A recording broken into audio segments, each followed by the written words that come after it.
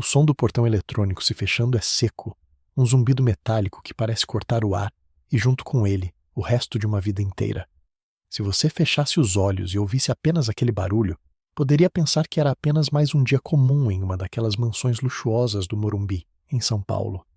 Mas para Aparecida, aquele som era o ponto final de uma história de 30 anos.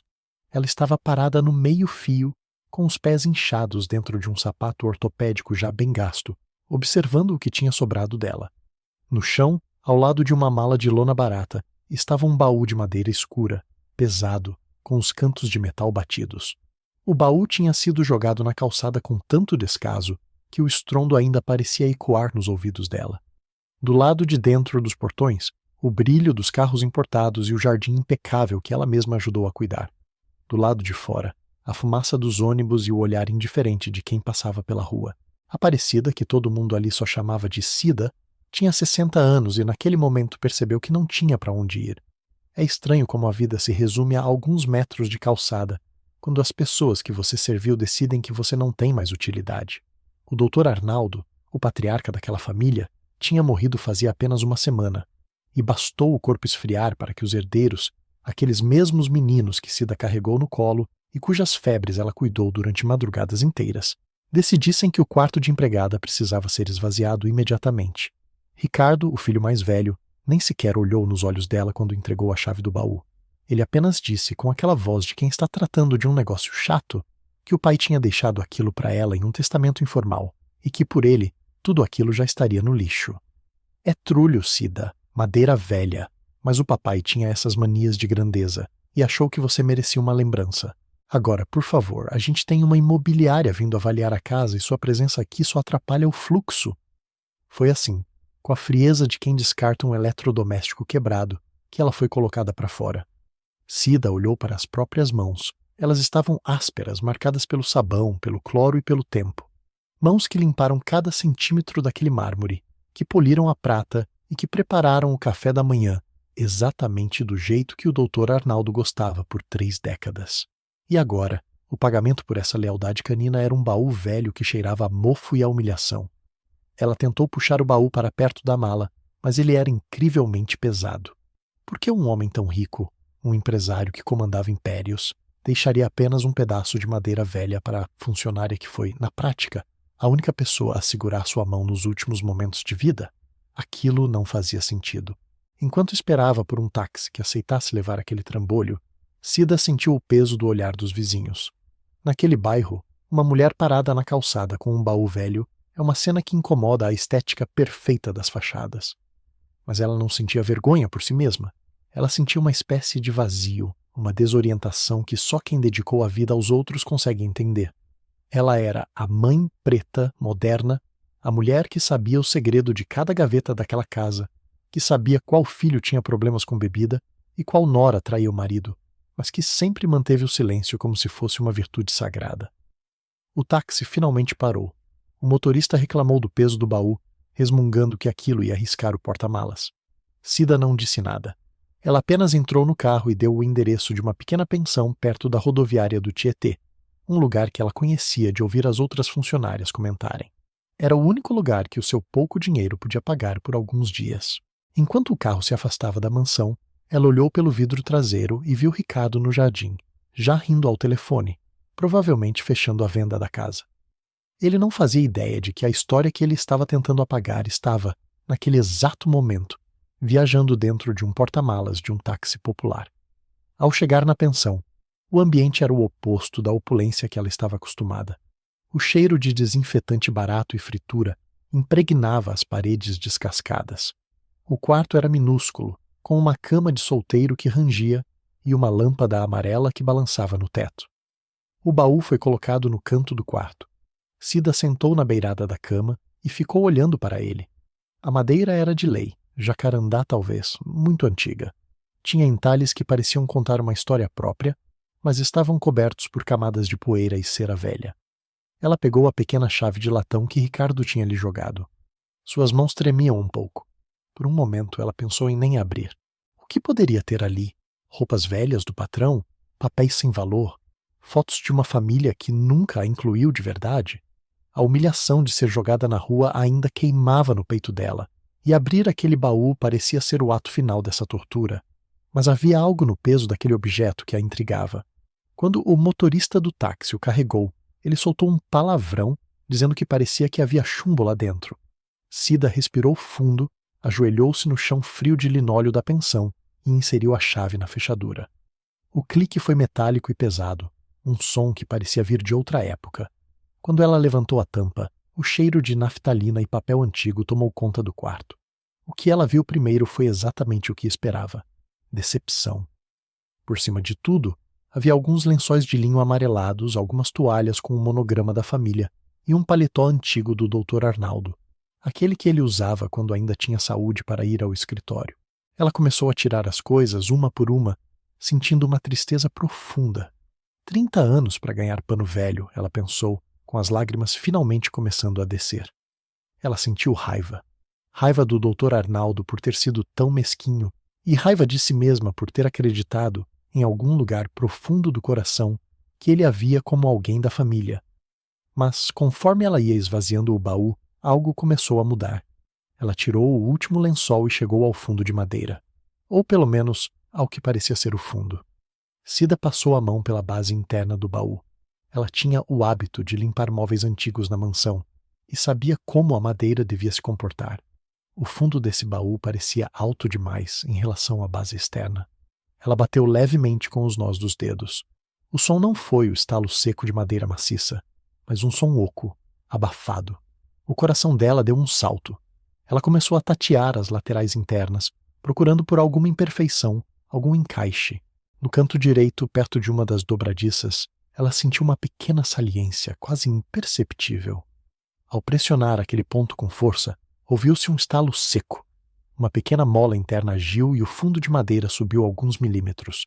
Com as unhas, Cida puxou a placa de madeira e revelou o que o Dr. Arnaldo tinha escondido do mundo, e principalmente de seus próprios filhos. Ali, em um compartimento secreto, forrado com um veludo vermelho já gasto, não havia joias ou ouro. Havia papéis. Muitos papéis. Eram envelopes de papel pardo amarrados com barbante e um diário de capa de couro preta, bem preservado. No topo da pilha, um envelope maior, lacrado com cera vermelha, trazia escrito à mão, com a letra trêmula e elegante do patrão: para Aparecida, a única que guardou meus segredos. Agora, guarde a minha alma. Cida sentiu um calafrio percorrer sua espinha. Ela pegou o diário e o abriu em uma página aleatória. A data era de 40 anos atrás. Ela começou a ler as primeiras linhas, e o que encontrou ali fez o chão daquele quartinho de pensão parecer desaparecer. Não eram apenas memórias de um homem rico. Eram confissões. O Dr. Arnaldo falava sobre uma fazenda no interior, sobre uma dívida que nunca foi paga e sobre um homem chamado Sebastião. Sebastião era o pai de Cida. Ela fechou o diário rapidamente, como se as palavras pudessem queimá-la. As lembranças de sua infância, que ela tinha enterrado sob camadas de trabalho duro e servidão, começaram a voltar como uma inundação. Ela se lembrava do pai sendo levado pela polícia, do choro de sua mãe e da promessa de Arnaldo de que cuidaria dela se o pai colaborasse. Ela sempre acreditou que o pai tinha cometido um erro, um crime, e que a generosidade do patrão em dar emprego a ela era uma forma de caridade para compensar a vergonha da família. Mas ao olhar para aqueles papéis dentro do fundo falso, Cida percebeu que a história que ela contou a si mesma durante 30 anos era uma mentira cuidadosamente construída. Ela pegou o envelope lacrado e, com as mãos ainda trêmulas, rompeu a cera. Dentro havia uma escritura original, um documento com selos oficiais do cartório, mas que parecia nunca ter sido registrado no sistema moderno. Ao ler o conteúdo daquela escritura, a respiração de Cida ficou curta. O documento não dizia que a terra pertencia a Arnaldo, dizia o contrário.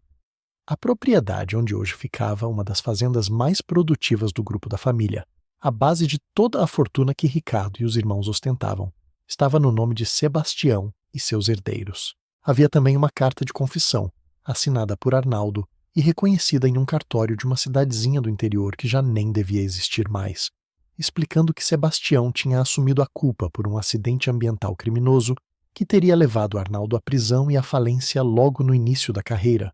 Em troca, Arnaldo prometeu transferir as terras para a família de Sebastião, mas ele nunca teve a coragem de abrir mão do poder enquanto estava vivo.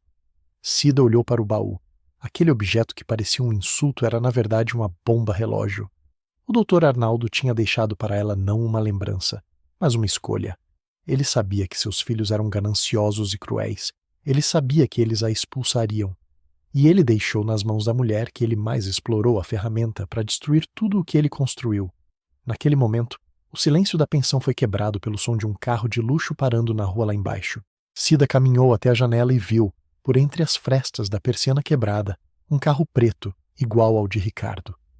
2 homens de terno desceram e começaram a falar com o dono da pensão. O pânico subiu pela garganta dela. Eles não tinham jogado o baú fora por acaso. Eles deviam ter percebido que o pai tinha um segredo, mas não sabiam onde estava. Ou talvez Ricardo tivesse encontrado alguma anotação de última hora e percebido o erro que cometeu ao entregar aquele objeto para ela. Cida olhou para os papéis, para o diário e para o fundo falso.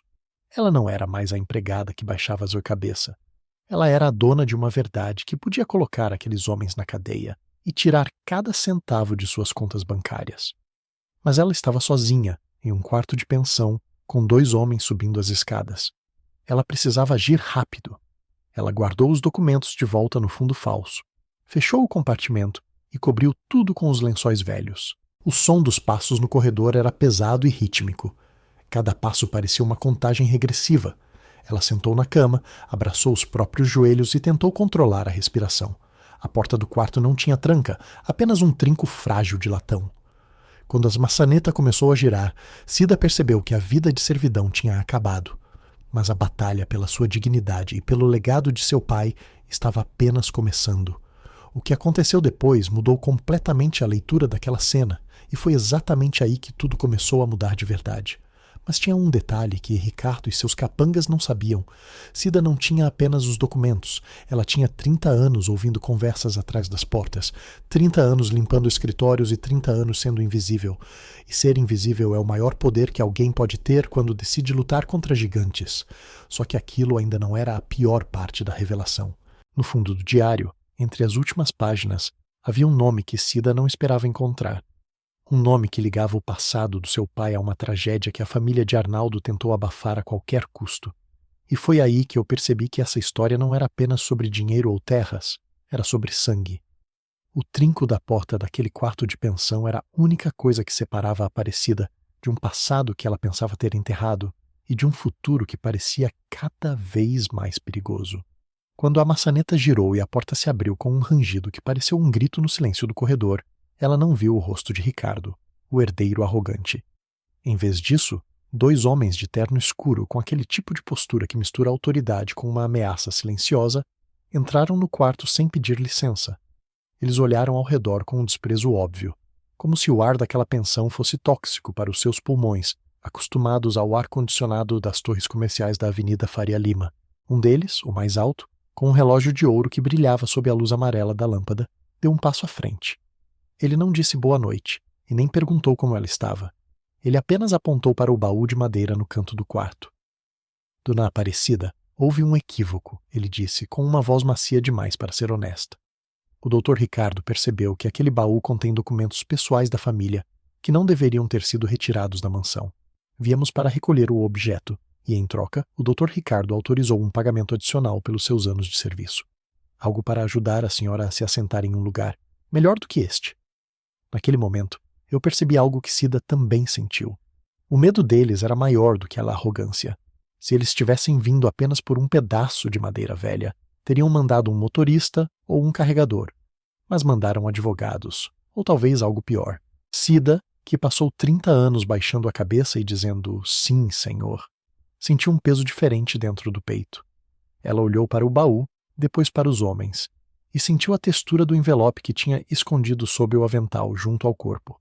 O Dr. Arnaldo me deu esse baú, ela respondeu, com a voz mais firme do que ela mesma esperava. Ele disse que era meu, e o que é dado não se tira, ainda mais depois que as pessoas se vai. O homem do relógio de ouro deu um sorriso gelado, o tipo de sorriso que não chega aos olhos. Ele se aproximou mais um pouco, invadindo o espaço pessoal de Cida. Não vamos dificultar as coisas, minha senhora. Esse baú é lixo.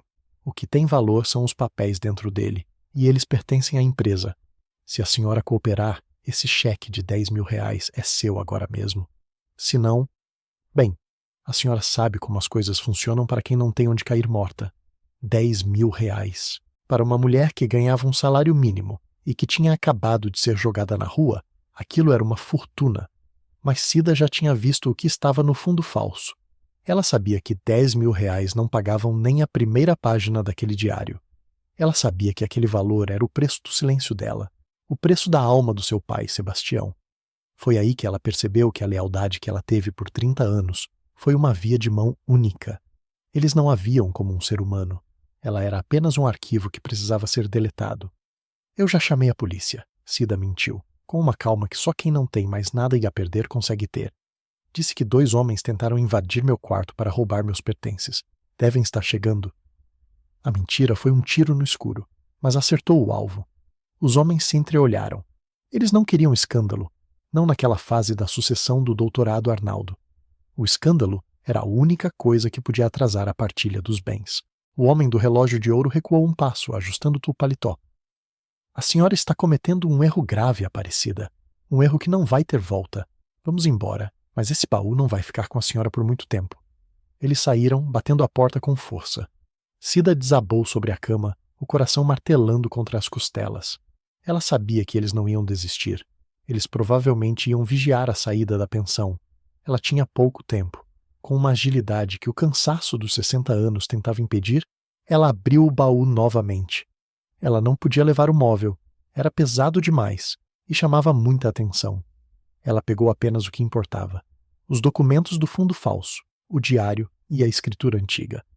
Enrolou tudo em uma toalha velha.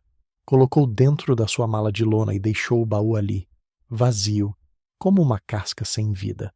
Ela saiu pelos fundos da pensão, por uma porta que dava para um beco onde o lixo era recolhido. O cheiro era terrível, mas a escuridão era sua aliada. Ela caminhou apressada, sem olhar para trás, até chegar à estação do metrô. Enquanto o trem cortava a cidade no sentido da zona leste, ela abriu o diário novamente, escondendo-o entre as dobras da toalha. Ela precisava entender o que o Dr. Arnaldo quis dizer com sangue. As páginas do diário, escritas no final da década de 80, revelavam um Arnaldo muito diferente do empresário respeitado que ele se tornou. Ele era um homem desesperado, à beira da falência, tentando salvar a fazenda que tinha recebido de herança. Houve um acidente químico, um vazamento de agrotóxicos proibidos que contaminou o lençol freático de uma cidade inteira no interior de São Paulo. Animais morreram, pessoas ficaram doentes. A investigação estava fechando o cerco contra Arnaldo. Foi então que o nome de Sebastião apareceu com mais frequência. O pai de Cida era o capataz da fazenda, um homem analfabeto, mas com uma dignidade que intimidava. Arnaldo escreveu: Sebastião confia em mim. Ele acredita que eu vou cuidar da família dele. Se ele assumir que operou as válvulas por conta própria, eu escapo. Eu prometi a ele que a Fazenda Paraíso seria dele no papel, uma garantia para quando ele saísse da prisão. Ele aceitou para salvar a filha. Ele aceitou por Aparecida. Cida sentiu um nó na garganta. O pai dela não era um criminoso. Ele foi um mártir. Ele trocou a própria liberdade pelo futuro dela, um futuro que Arnaldo roubou ao transformá-la em empregada doméstica em vez de herdeira daquelas terras. Mas a pior parte veio algumas páginas depois. Arnaldo confessou que, quando Sebastião começou a adoecer na prisão e a pedir que a promessa fosse cumprida, ele tomou providências. Ele subornou agentes, impediu o tratamento médico e deixou que o pai de Cida morresse em uma cela úmida, levando o segredo para o túmulo. Ou assim ele pensava. O que aconteceu depois mudou completamente a leitura daquela cena, eu pensei enquanto via a expressão de Cida se transformar de medo em uma fúria fria e calculada. Ela não era mais uma vítima. Ela era uma testemunha de um crime que nunca prescreveu na alma. Ao chegar na casa de uma antiga colega de trabalho, uma cozinheira aposentada que morava em um bairro simples, Cida finalmente se sentiu segura para planejar o próximo passo. Mas o tempo estava correndo contra ela. Ao ligar aqui a televisão velha da amiga, ela viu uma notícia que a fez gelar. Herdeiros do Grupo Arnaldo anunciam a venda da Fazenda Paraíso para um consórcio internacional. O valor da transação ultrapassa os 100 milhões de reais. A venda seria assinada na manhã seguinte, em um cartório de luxo no centro da cidade. Se Ricardo assinasse aqueles papéis e o dinheiro entrasse nas contas da família, recuperar as terras seria quase impossível. O consórcio internacional alegaria boa-fé, e Cida passaria o resto da vida em tribunais, lutando contra advogados que ganham por hora o que ela ganhava por ano. Só mais tarde ficou claro que Arnaldo não deixou o baú para ela apenas por culpa. Ele deixou porque sabia que Ricardo era exatamente como ele. E talvez, no fim da vida, o velho patriarca quisesse que a justiça fosse feita pelas mãos da pessoa que ele mais prejudicou. Mas havia um obstáculo. Para validar aquela escritura antiga e a confissão no diário, Cida precisava de um carimbo original que, segundo o diário, estava guardado em um cofre antigo na própria mansão de onde ela tinha sido expulsa. Naquele momento, eu ainda não sabia como uma mulher de 60 anos, sem dinheiro e perseguida por advogados, conseguiria entrar em uma mansão vigiada para pegar a última peça do quebra-cabeça. Mas Cida tinha algo que eles não tinham: o conhecimento de cada passagem, cada entrada de serviço e cada falha na segurança daquela casa que ela limpou por 30 anos. Ela olhou para a amiga e disse: "Eu preciso voltar lá, hoje à noite." A amiga tentou impedi-la, dizendo que era loucura, que ela seria presa. Mas Cida apenas ajeitou o cabelo e respondeu: "Eu já vivi 30 anos em uma prisão sem grades. Uma noite a mais não vai fazer diferença." Mas a história não terminou ali. Enquanto Cida se preparava para o que seria a missão mais perigosa de sua vida, ela não sabia que Ricardo já tinha descoberto onde ela estava. Ele não tinha mandado apenas os advogados. Ele tinha contratado uma empresa de segurança privada para resolver o problema da antiga funcionária antes do amanhecer. E foi exatamente aí que tudo começou a mudar. Cida percebeu que não podia lutar sozinha. Ela precisava de alguém que conhecesse as leis, alguém que não pudesse ser comprado. Ela se lembrou de um nome que ouviu Arnaldo mencionar com ódio muitas vezes: Dr. Otávio, o advogado que quase destruiu Arnaldo no passado e que foi aposentado à força pelo sistema. O problema era que o Dr. Otávio vivia agora em um asilo, esquecido pelo mundo. Cida tinha apenas algumas horas para encontrá-lo, convencê-lo a ajudá-la e depois invadir a mansão. O risco era a ruína total, mas o prêmio era a verdade que o seu pai morreu tentando proteger. Só que aquilo ainda não era a pior parte. Enquanto ela revisava os documentos pela última vez antes de sair, ela encontrou uma foto antiga, grampeada no fundo do diário. Era uma foto de sua mãe, jovem, sorrindo ao lado de Arnaldo. No verso havia uma frase que mudaria para sempre a percepção de Cida sobre quem ela realmente era. A frase dizia: "Para que o nosso segredo nunca seja revelado, Sebastião precisa desaparecer." Cida sentiu o mundo girar. O segredo não era apenas sobre terras, o segredo era sobre a sua própria origem.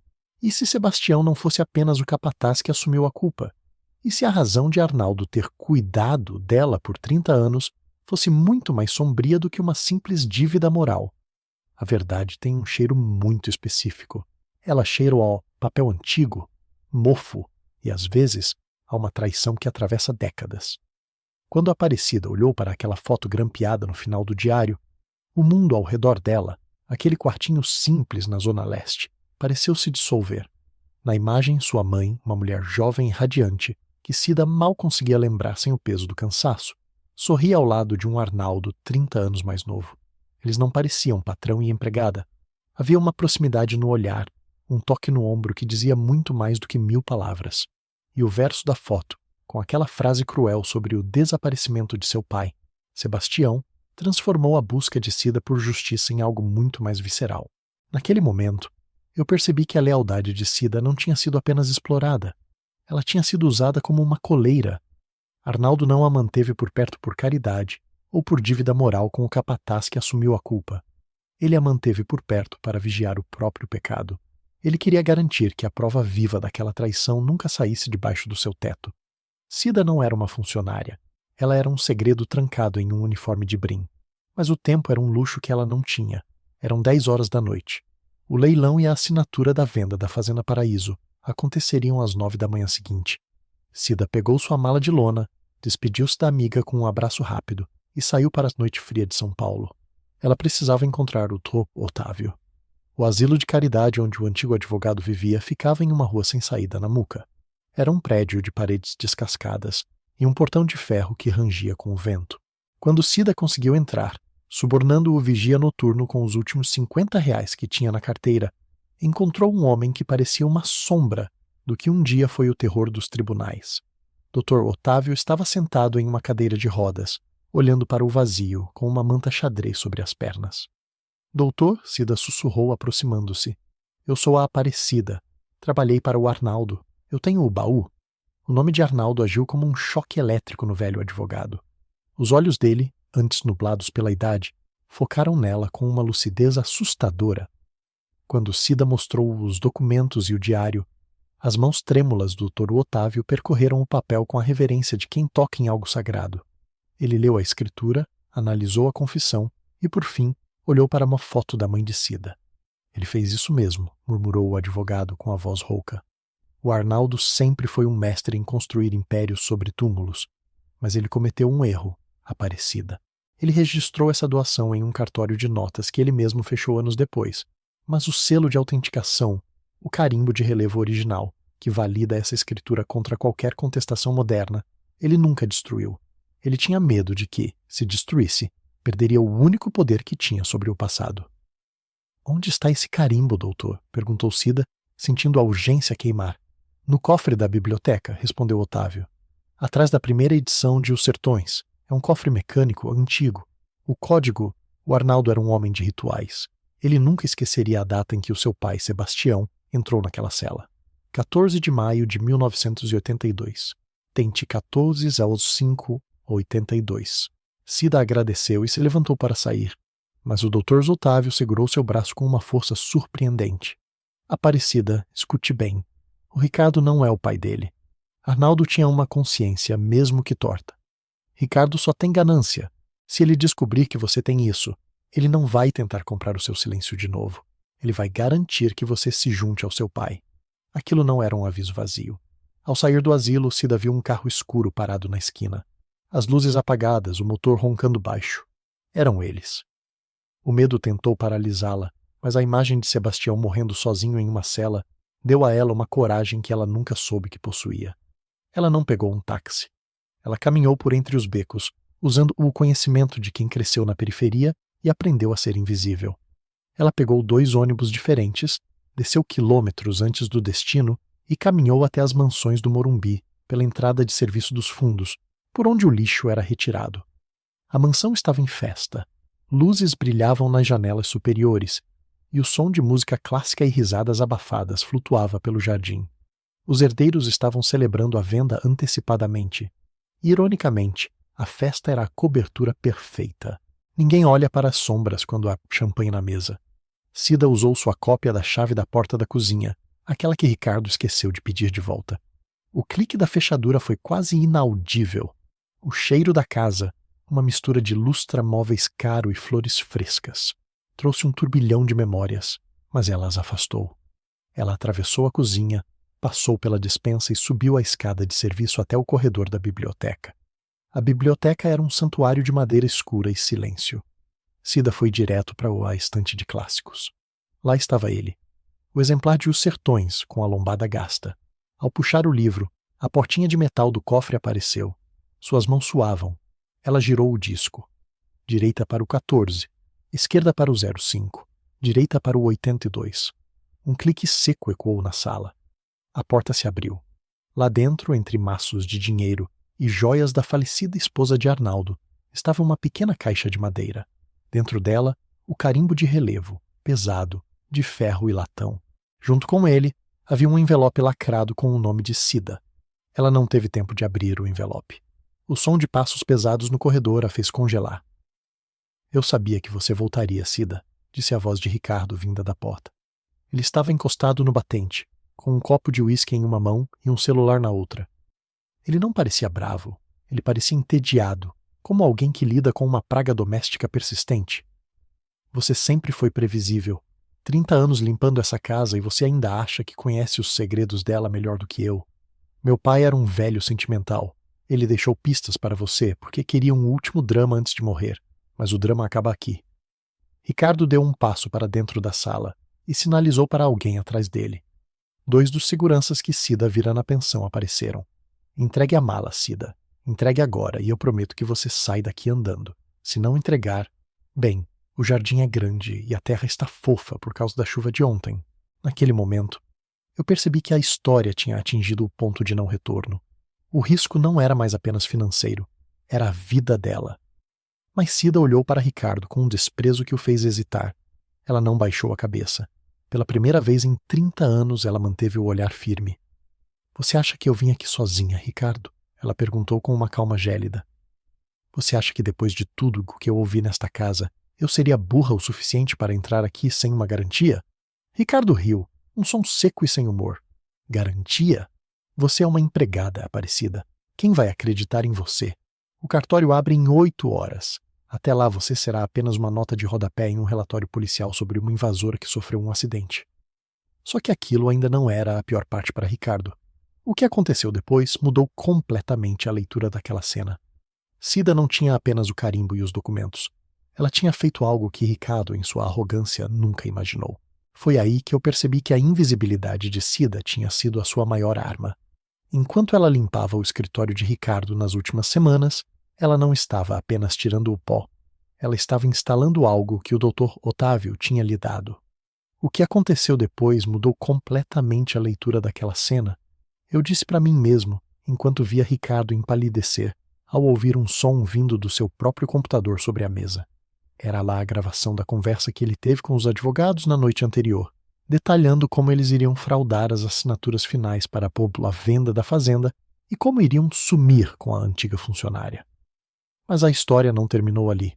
A tensão na biblioteca era quase insuportável.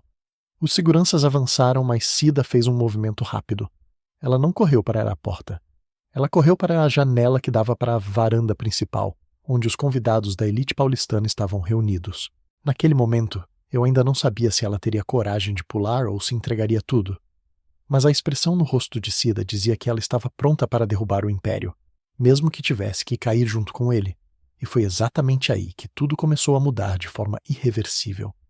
Ricardo deu um passo à frente, a mão estendida para a mala. Mas o que ele viu nos olhos de Aparecida não foi o medo de uma empregada.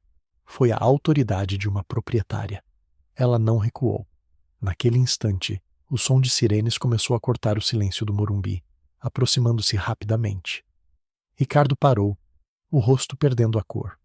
O que você fez? Ele sibilou. Cida apenas apertou o carimbo de ferro contra o peito e respondeu com uma voz que não tremia mais. Eu fiz o que seu pai não teve coragem de fazer. Eu devolvi a verdade para o mundo. Ela não tinha apenas gravado a conversa. Ela tinha enviado os documentos digitalizados para o doutor Otávio e para os principais jornais de economia do país minutos antes de entrar na biblioteca. O acidente que Ricardo planejava agora tinha testemunhas demais. Quando a polícia e o oficial de justiça entraram na mansão, não vieram para prender uma invasora, mas para cumprir um mandado de busca e apreensão baseado nas provas de fraude e ocultação de patrimônio que Cida acabara de revelar. O clímax não foi um momento de gritos, mas de um silêncio ensurdecedor. Na manhã seguinte, no salão nobre onde o leilão da Fazenda Paraíso aconteceria, os compradores internacionais já estavam sentados, canetas de ouro em punho. Ricardo entrou, tentando manter a pose, mas suas mãos tremiam tanto que ele mal conseguia segurar o copo de água. Quando o leiloeiro levantou-lhe o martelo para bater o lance de 100 milhões de reais, a porta dos fundos se abriu.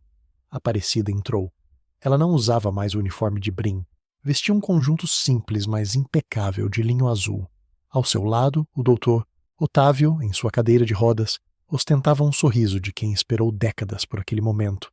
Cida caminhou até a mesa principal e colocou a escritura original, agora devidamente autenticada pelo carimbo de relevo que Arnaldo escondeu, sobre o mármore.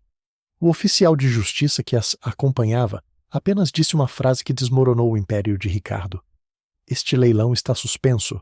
A propriedade em questão está sob disputa de herança legítima e reparação histórica. A máscara de Ricardo caiu diante de toda a elite paulistana.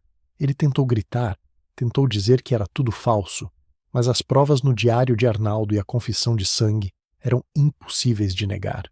O grupo empresarial da família entrou em colapso em questão de dias.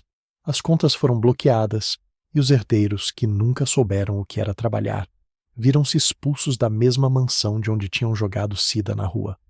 Mas a vitória de Cida não foi sobre o dinheiro. Meses depois, a poeira baixou e a justiça finalmente registrou as terras em seu nome. A consequência real foi o resgate de uma linhagem que tinha sido apagada. A imagem final dessa jornada é de uma paz que nenhuma conta bancária pode comprar. Cida agora vive na Fazenda Paraíso, no interior. Ela não comanda o lugar com a mão de ferro de Arnaldo. Ela o governa com a sabedoria de quem conhece cada palmo daquela terra pelo suor do próprio pai. No quintal da casa grande, ela plantou uma muda de ipê amarelo bem ao lado de onde Sebastião costumava descansar. O baú de madeira velha, aquele que foi jogado na calçada como lixo, agora ocupa o lugar de honra na sala de estar. Ele serve como uma mesinha de centro, onde Cida toma seu café todas as manhãs, olhando para o horizonte. A madeira, agora polida e brilhante, não guarda mais segredos sombrios, mas a memória de uma dignidade que nunca pôde ser comprada. Histórias como a da Cida nos lembram que a verdade sempre encontra um caminho, por mais tempo que leve e por mais fundo que tentem enterrá-la.